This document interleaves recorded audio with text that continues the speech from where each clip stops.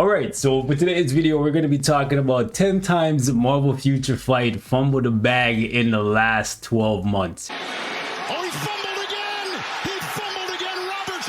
It might be more than 10 times, but I'm going to be focusing on some specific instances where they could have satisfied the players and made significantly more revenue for a dying game, and it just seems like they don't care. If you guys disagree, let me know in the comments. If there's any other what you would call L's or fumbles that I skipped over that you think is important, let me know in the comment section. All right, this is just my personal opinion. If you don't agree, that is completely fine. Let's jump into it, because it seems like these guys are pretty much at this point only focused on selling new packages. Like for example, today I logged in, I believe this popped up yesterday, but I don't really check the shop on a daily basis because I'm not really in the mood to spend a whole heap of money. You'll never get a cent out of me!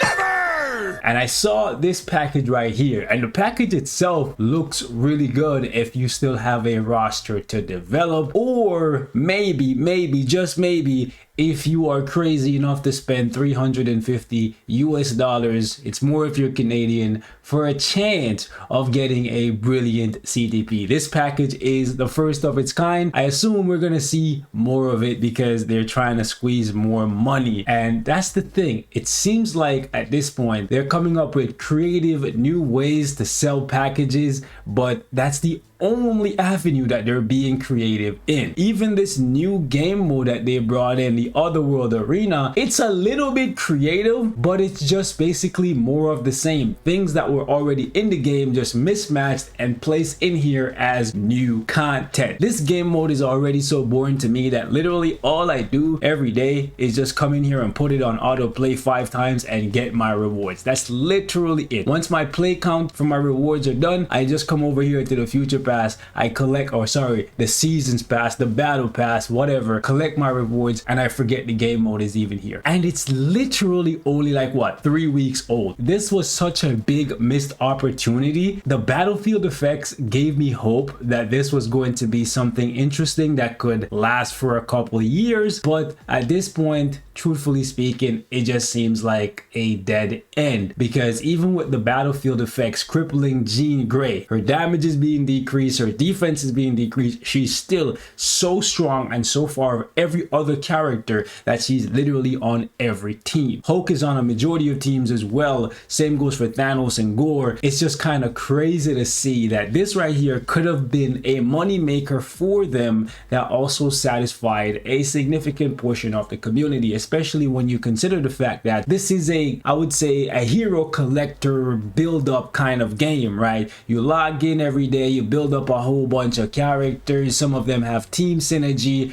and you have this game mode where you can use 5 characters. Some teams have like 5 characters in them, like for example, this is 4 characters, but the Fantastic Four, then you have the Eternals, you have the Black Order, right? There's certain teams that were limited before to only 3 characters, and this game would allow you to use 5 characters at a time. You could use the full team, but truthfully speaking, if you use a full team of Fantastic Four characters, they're going to get wiped. You're going to get no wins. It's just stupid to do. I don't know why they made this game mode so bad, because truthfully speaking, they stand to gain more from making it so that you can only use specific characters once per day. This thing lasts for 60 days or 2 months. That's 1 season. For the next 6 weeks, you are not even human. You are the lowest form of life on the planet.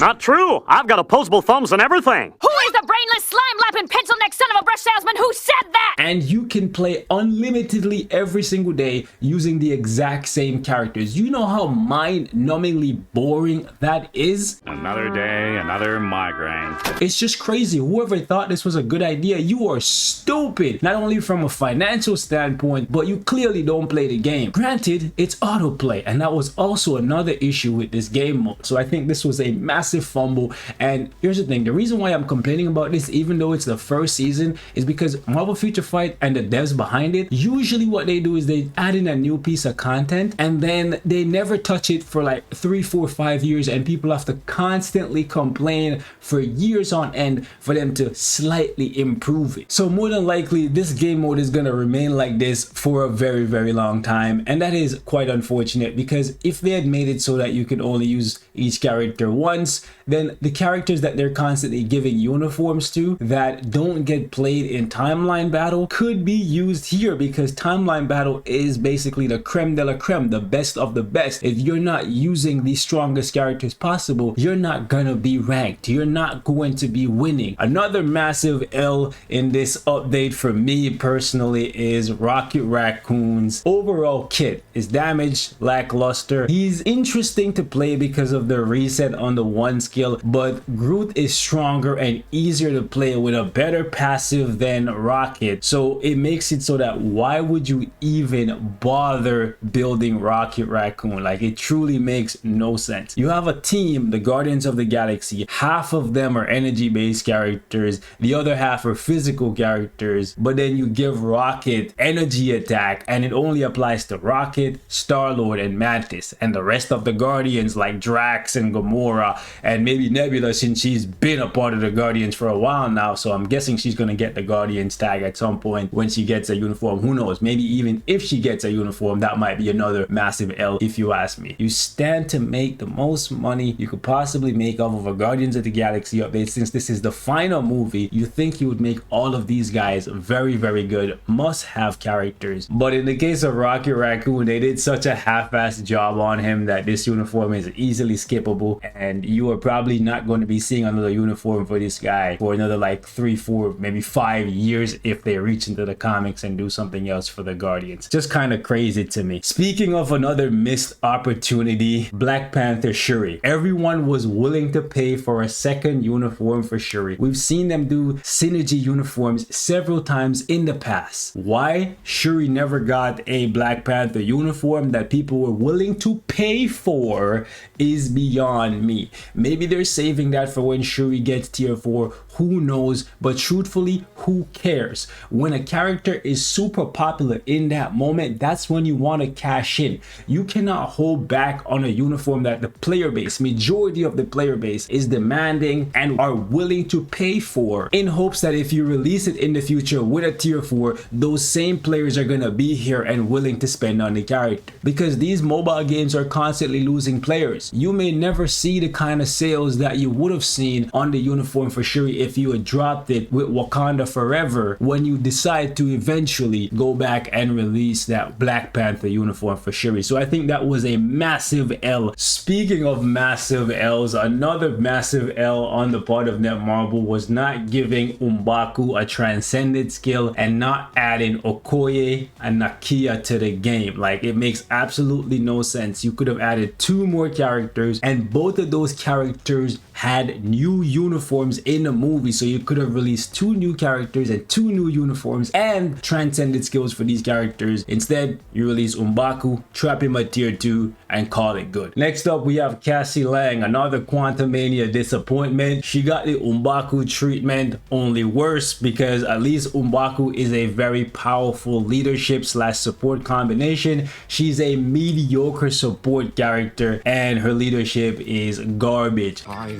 will never play with you ever! Why they decided to release this character, make her a paywall character. Granted, you get her a 1-star for free, but you're gonna need rank up tickets and mega tier 2 tickets to advance into tier 2 if you want to do that. It just makes no sense why these guys are releasing these characters and leaving them at tier 2 in a moment when they have the most hype surrounding them, when they're in a big MCU movie, when people want to be playing with them the most. This is a bag that got fumbled if I ever seen one. And they did the exact same thing for Katie and Wenwu, and we complained about that excessively and they still just refuse to listen. Moving on to something a bit more recent, we have Modoc, and this uniform, no word of a lie, it is the best uniform that Modoc's ever gotten in terms of the aesthetics and how it plays. Modoc is very strong with it. However, we're in the era of tier 4 characters, so most people will and should have skipped over this uniform Because I'm all out of money!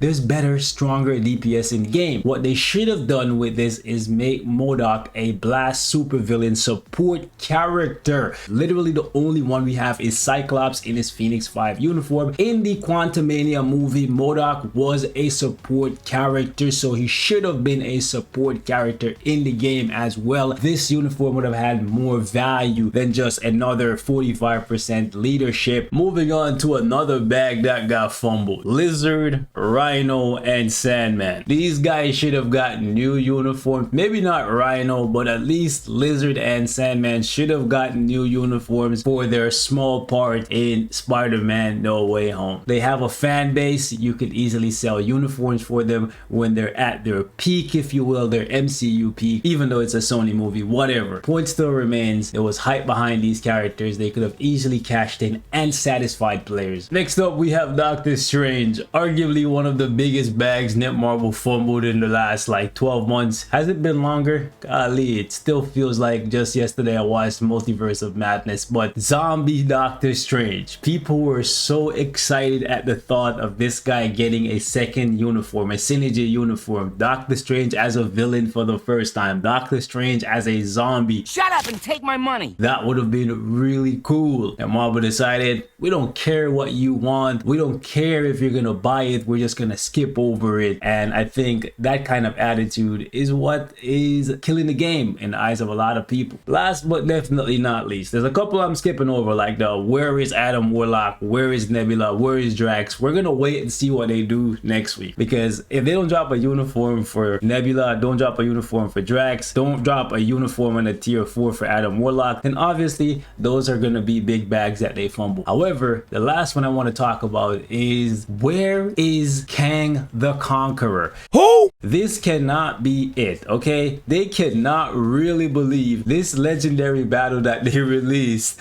with Kang in here for Quantumania. They truly cannot believe that this is enough for Kang's role in the movie. Where is Kang the Conqueror? Many people were expecting him to come in as a world boss legend beside Jean Grey, Gore, Null, and Mephisto. It's been a couple months. There is still no Kang the Conqueror. Not as a playable character, not as a boss. I don't know what's going on. Maybe they think we've forgotten about him and they're just not gonna release him until the next time he's in the MCU. Who knows? At this point, the hype surrounding the character has kind of died down, and I think that is the stupidest thing you can do. When people are excited for a character, that is when you want to give that character their big push. They had months, and even now he is not here yet. Absolutely stupid to me.